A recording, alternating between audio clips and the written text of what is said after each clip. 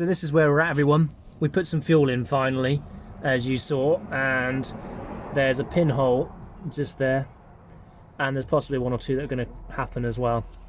So we're going to have to take the tank out, that's for sure, without a shadow of a doubt. So hopefully it's not too much of a bind. Fuel pipe comes in over there, one bolt up there, one there, to the other end, and then hopefully the fuel filler neck, which is up there somewhere, will kind of just wiggle off.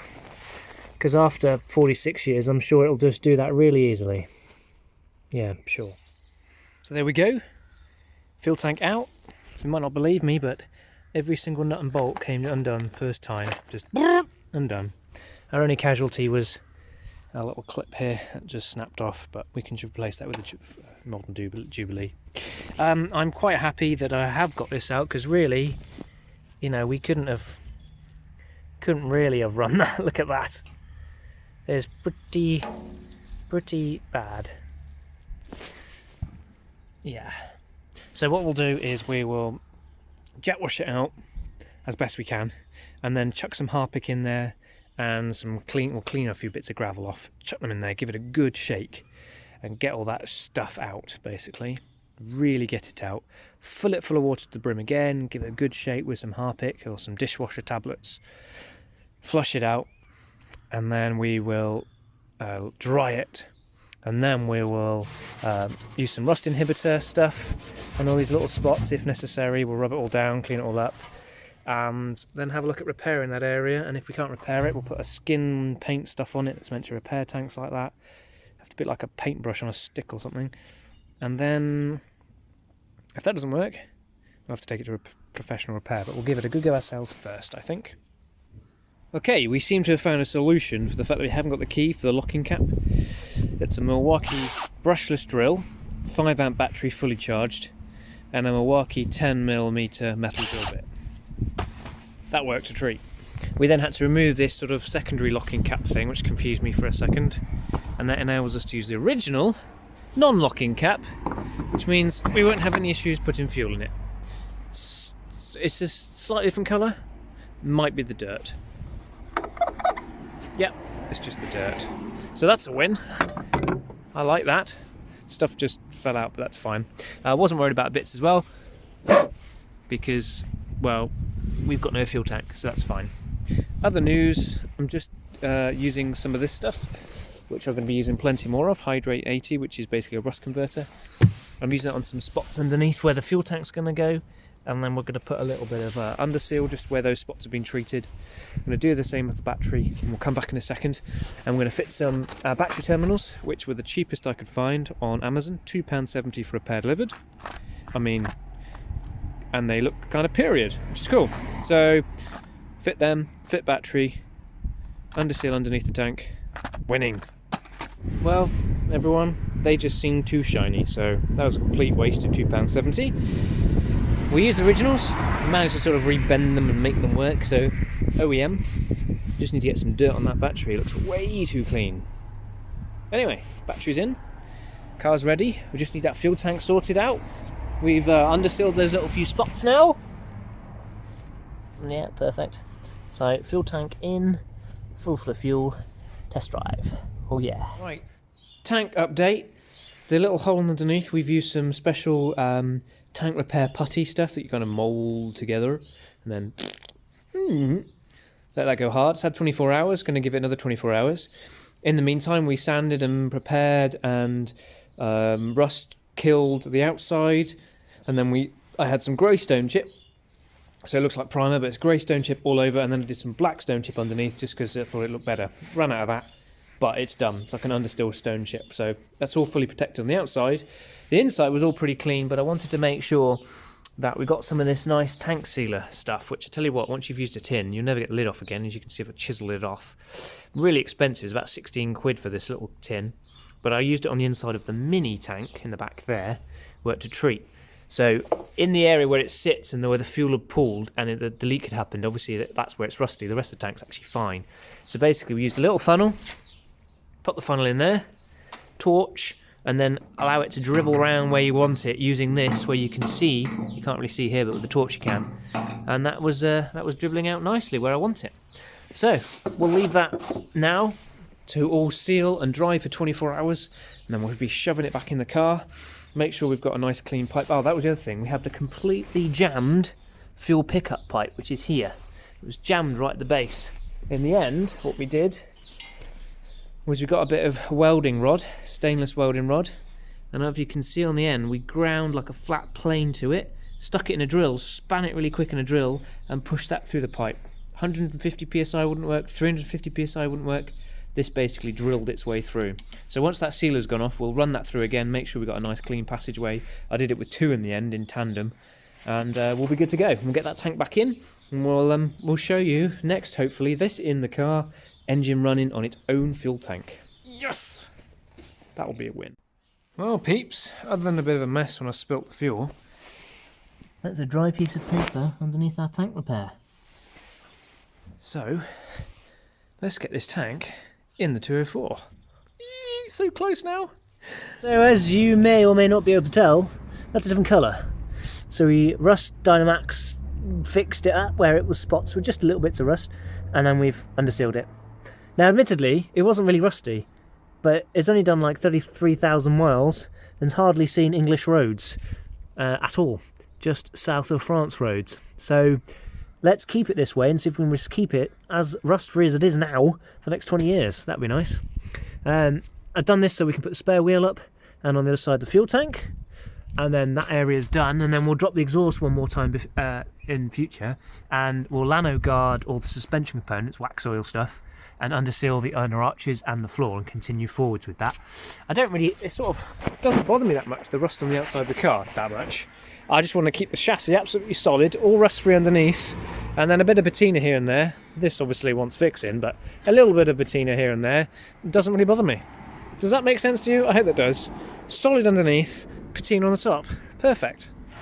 So, it's now running off its own fuel supply, from its own fuel pump, from its own tank. Winning! You've got a little play with the throttle because sometimes it just sticks at about 5%. So a little bit of adjustment still to be done. But there we go. So final checks on the clutch, and we might just take it for a drive. Woo-hoo, woo-hoo, woo-hoo, woo-hoo.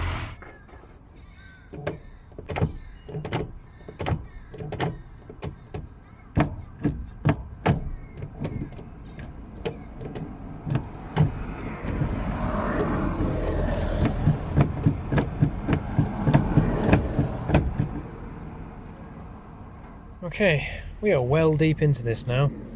To remove this cowling, which I was trying to do, you actually have to remove the dashboard and the clocks, but you can't remove the dashboard and the clocks without moving this cowling, and you can't remove this cowling without removing the dashboard and the clocks.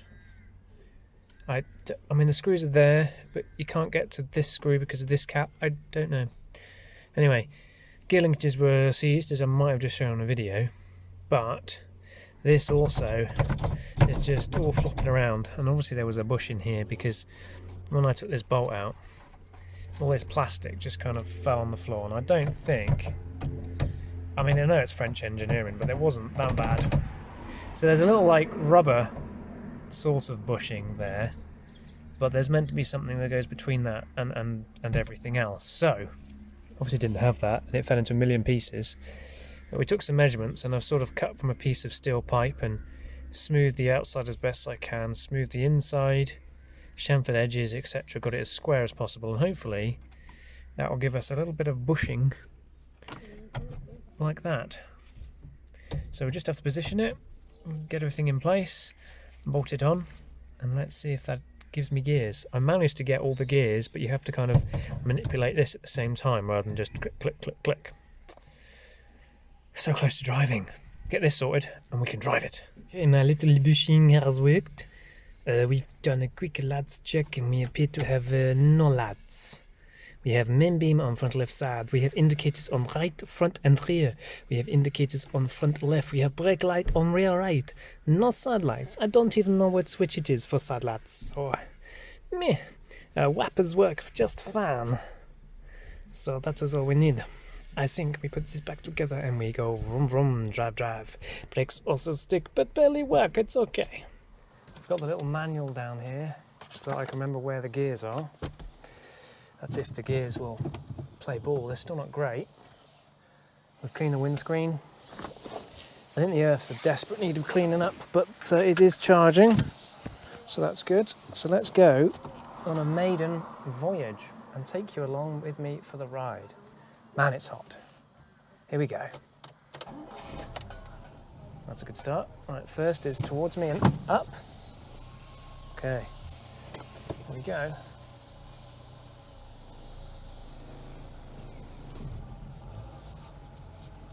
Oh, this is quite scary. This hasn't driven in over 10 years.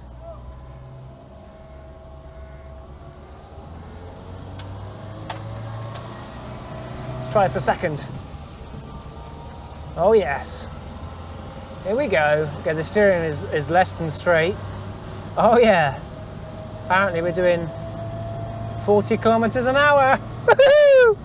We're driving! Let's go for third. Third is into neutral and up. Third. No weird noises. Brakes are there if you pump them, so there's a bit of work to be done there. Can't really see. It's a weird feeling. I haven't driven left-hand drive in a long time. So I'm like, I don't know where over there is. Oh, fan works. Amazing. Well, there's the ditch. How good's the steering? Oh my life. I think we've got a front near side. We've got brakes. I think we've got a front near side either wheel bearer in there, or that's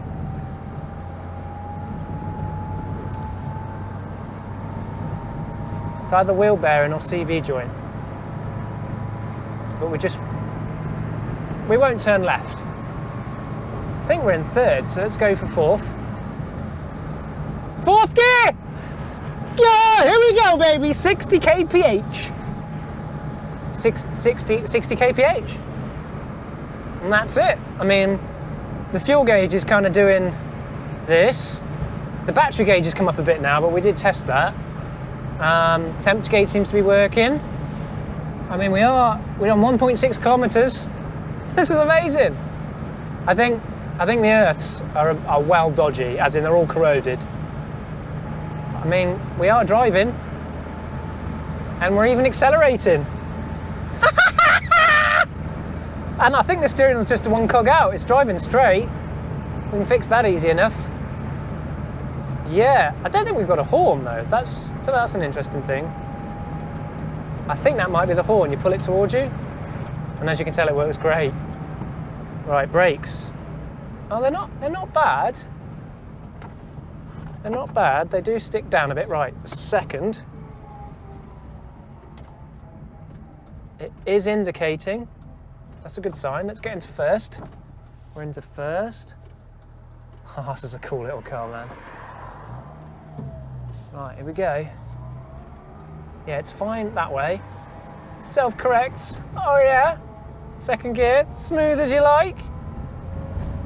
What is 30 miles an hour in kph, people? Quick, Google it for me. Oh, hang on. Where's third? There's third. I don't know. Let's try 40 kilometers an hour. 60 is 100.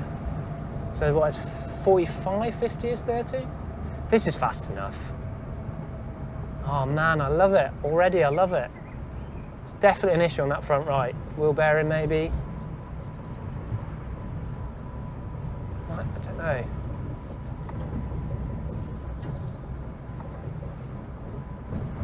Doesn't sound healthy.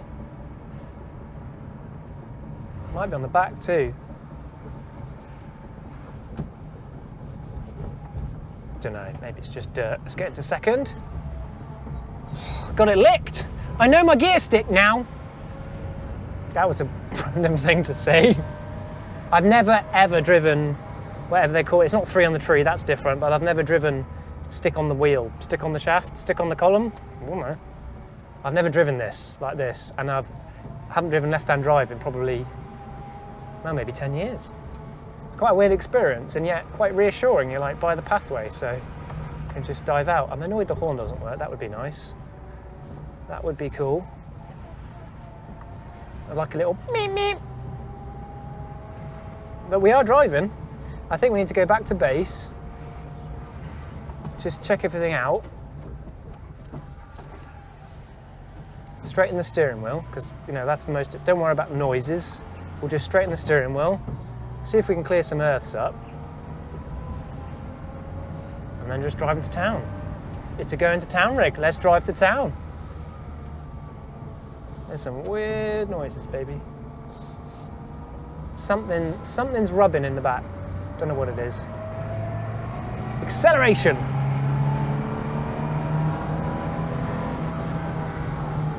Yep, there was some acceleration.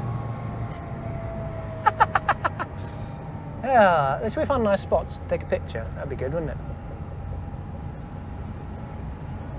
There's some noises from the engine. I did that without thinking. Yes. I did that one without thinking. Let's turn around and park it there, I think. It's sort of whistling to me, like, I like the journey. I like being driven. It's like a happy little bird. Oh yeah, 4th gear, baby! Temperature's fine. We're slowing down. Don't really know how much fuel I've got, and I think I've got about a quarter of a tank. The noise is getting worse, which is fine. That'll help me diagnose it later.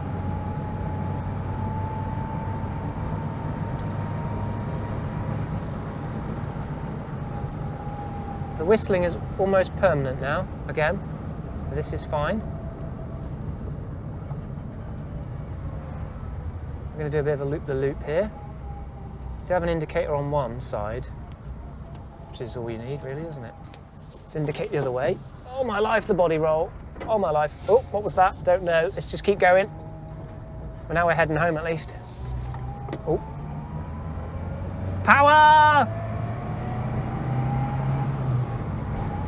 Interesting enough, the noises don't get better the faster you go.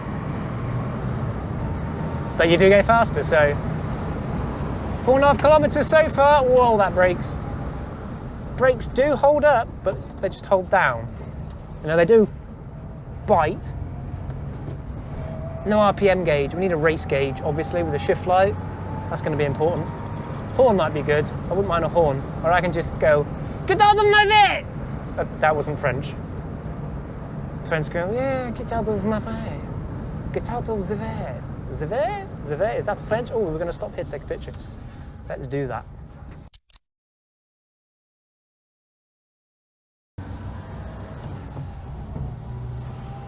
That's quite a clonk, that, isn't it? I'm sure it's fine. And I reckon the earths will just clean themselves up. That's third. I think it might be just the disc brakes, just they're cleaning themselves, they're servicing themselves, that's what I reckon.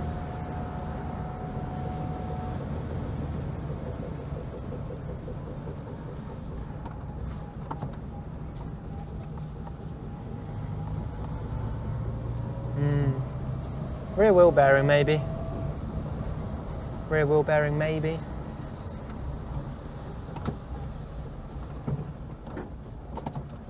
I think the clonks are my tools. So that's okay, that's fixed. That noise is a little bit unnerving.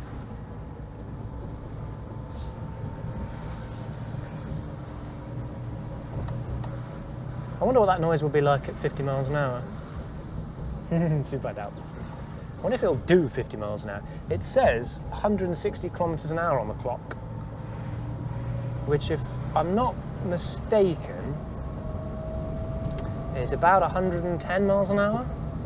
And I can assure you so far, I'm not exactly confident in its ability to handle 10 miles an hour, let alone 110. Everyone's loving it though. They're like, yeah, that's an amazing car. Little do they know all the noises and how it feels and all the lights don't work and how the gauges don't work. Speedo works. Well, I can tell you I know I'm going slow. It's funny feeling like I need to go into 4th and I'm doing 22 miles an hour. Well, we'll do it anyway. I don't think this car is about getting from A to B as quickly as possible. I think this car is about getting from A to B in comfort with earplugs in because the noise in the back's quite bad, and yeah, coolness. I think I need some. Definitely need to wear some shades. It's probably a good idea that I get back, change the fluids, check the fluids, number plate on, and drive to town. I see no other logical move from here on out. Right, here we go. 80 kilometers an hour. I'm going to hold on with both hands now. Oh, we made it through a bend. 80 kilometers an hour feels like, it genuinely feels like 80 miles an hour. What's 80 kph? About 40? 45 maybe? Oh, the noises from the back are special. Gotta admit, can't feel any bumps. I mean, you can probably see me moving up and down, but the wind noise is unbelievable. Can't quite get over the wind noise right now. The washers also don't work. I know the wipers do, but the washers are doing enough. It's probably empty. Let's get some blades, I think. That's probably good. Right, let's start slowing down. Back off. Oh, that noise was a helicopter. It was a bit unnerving when that happens. Oh no, it's not. It's a huge B-52. That noise. I was like, what's going on? And then I realised it was just an aeroplane. I'm cool. Every noise. I'm like, ah, what is it? It's fine. I mean, if it falls off, I'll just stop. It's not difficult to stop at 10 miles an hour.